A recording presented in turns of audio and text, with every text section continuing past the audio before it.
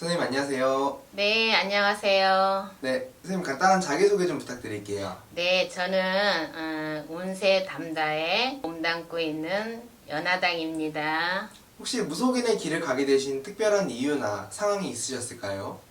그럼요. 너무 많았어요. 힘든 일이. 제가 신이 이제 한 5살, 6살 그때부터 오셔가지고요. 내 자신 스스로 하는 행동이라든가 말이라든가 또래 친구들하고는 좀 다르게 했어요. 이제 모든 사람한테 다 그렇게 말은 나오는 거는 아니지만 이제 간간히 이제 특별한 사람이 보이잖아요. 아줌마 뭐 임신했어 라든가 가다가 차 조심하세요 라든가 뭐 이런 공수를 막 주고 막 그랬어요. 이제 남과는 좀 다른 영향력이 있기 때문에 노는 것도 달랐고 말하는 것도 달랐고 친구들이라든가 부모 형제라든가 잘 섞이지가 못하고 항상 외톨이로 이렇게 지낸 그런 상황이고 또 사회 나와서 살면서도 건강도 굉장히 바닥이었고 금전도 마음대로 안 되고 또 모든 일을 해도 나쁜 거는 내 차지가 되고 좋은 거는 다른 사람한테로 돌아가고 더 이상 내가 버틸 힘이 없었어요. 이렇게 힘들게 살 바에는 차라리 신의 택함을 받았으니까 나도 신을 선택을 해서 신령님을 모시고 살아야 되겠다. 내가 더 이상 갈 길이 없다. 여기까지다. 이 생각을 하면서 정말 이 길을 택해서 왔어요. 근데 지금은 너무 잘했다는 생각이 들고 내가 제일 잘한 게 신을 선택했다는 일이고 지금 와서 제일 행복하게 살고 있어요. 그러면 혹시 지금 모시고 계신 신은 몇 분이신지 뭐 간단한 이렇게 소개를 좀 부탁드려도 될까요? 시간이 뭐 20년이 넘고 30년이 다 되다 보니까 천신이고 만신이잖아요. 예, 만신령님을 모시고 있어서 만신이다 이렇게 얘기들을 하거든요. 할머니를 이제 줄잡고 들어오신 분들이 계시는데 할머니하고 뭐 할아버지하고 뭐 선녀 애기씨들하고 해서 장군님, 신장님, 대신님, 애기씨 이렇게 해서 이제 크게는 이제 5분을 모시고 계시고는 할머니가 이제 많이 보살펴서 이제 해주시고 또 장군님은 장군님대로 이제 제갓집에 어떤 어려운 일이라든가 힘든 일이라든가 이런 걸 해서 해주시고 있고 크게는 5분을 모시고 있는 제자입니다. 그러면 고객님들 이렇게 상담을 해드릴 때 어떤 이렇게 신분들이 들어와서 상담을 해주시나요? 상대방이 이제 전화가 오잖아요. 내담자가 전화가 오면은 누구나 답답하고 힘들고 어려운 문제 때문에 한 줄기 희망의 빛을 잡아볼까 하고 이제 전화를 하잖아요. 이 사람이 어떤 문제냐? 이성 문제냐? 금전 문제냐? 가정 문제냐? 아니면은 부부간의 문제냐, 자손의 문제냐, 이거를 조금 이제 판가름을 해요. 그 역할을 하시는 분은 할머니가 역할을 많이 하시는 것 같고, 그래서 그 할머니 역할로 인해서 제가 점사를 볼 때 정확하게 볼 수 있지 않나 이런 생각이 들어요. 내담자가 네. 신점을 볼 때 혹시 어떤 걸 제일 중요하게 봐야 되는지 여쭤봐도 될까요? 진심 어리게 다가섰으면 좋겠어요. 진심 어린 마음으로 왔을 때 저 역시 진심을 가지고 그 사람들을 대할 수가 있고 그 사람의 이제 어떠한 애안이 있는 거잖아요. 그 애안을 나한테 좀 털어놓는 거잖아요. 시험하려고 하는 사람들이 있어요. 가장 중요한 거는 간절한 마음인 거잖아요.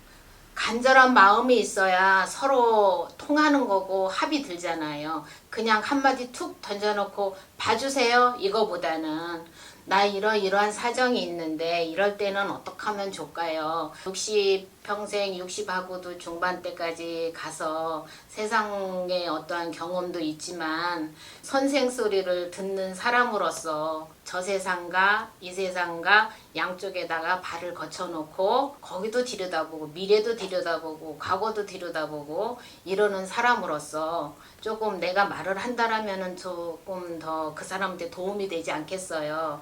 이런 거를 내가 주고 싶어도 상대방이 마음을 열지가 않고 그냥 한마디 툭 던져놓고 시험하는 쪽에서 물어본다라면은 공소가 나갈 것이고 상대방도 구하는 법을 얻지 못하기 때문에 진심으로 말을 해줬으면 좋겠어요. 네. 네, 저희 운세함따에서 상담하시는 게 좀 어떠신지 한번 여쭤봐도 될까요? 참 좋아요. 재밌어요.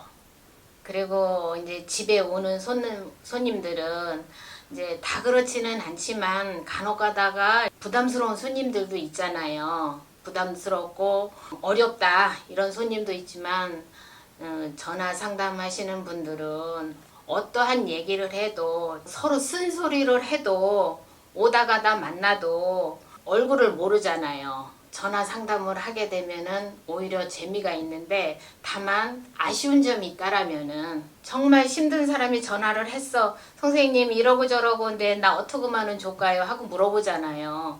진심을 다해서 그 사람한테 얘기를 해주지만 전화를 딱 끊잖아요.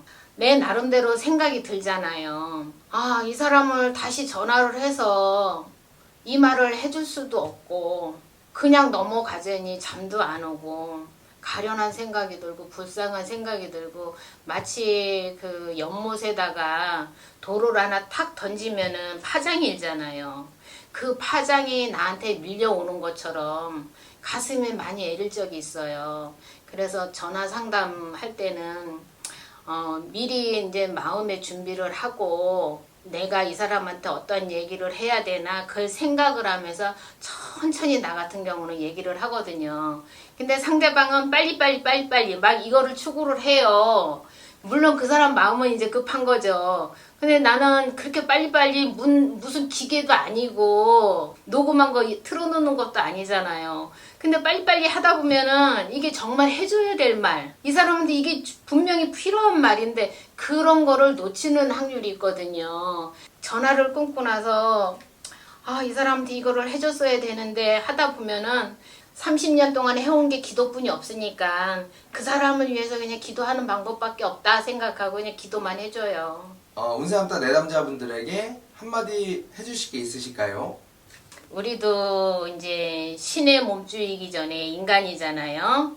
좀 지금까지 경험한 바로 원한다면은 너무 서두르세요. 너무 바쁘셔. 급하지만 천천히 가셨으면 좋겠고요. 신의 몸주라고 해서 처음부터 끝까지 다 하는 거는 아니잖아요.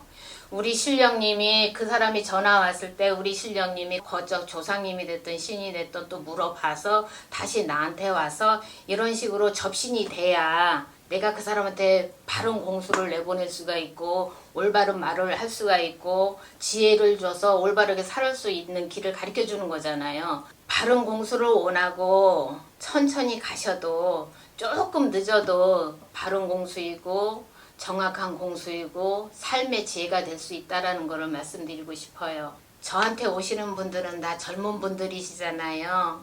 기본을 잃지 말고 살았으면 좋겠고 또 정도를 지나치지 말았으면 좋겠고요. 열심히 살고 노력을 다해서 사는데 뭐가 문제겠어요. 그러면은 분명히 희망도 있고 빛도 있고 내가 바른 생각을 가지고 있고 내가 옳은 생각을 가지고 있으면은 아무리 어떠한 유혹이 온다고 해도 그거를 떨칠 수가 있어요. 그 유혹에 넘어가지 마시고 올바른 생각으로 정의롭게 살아서 작으나마 이 나라에서 젊은 청춘들이 젊은 사람들이 빛을 내서 세상이 좀 밝혔으면 좋겠어요. 네, 선생님 오늘 인터뷰에 응해주셔서 감사드리고요. 네. 오늘 고생 많으셨습니다, 선생님. 네.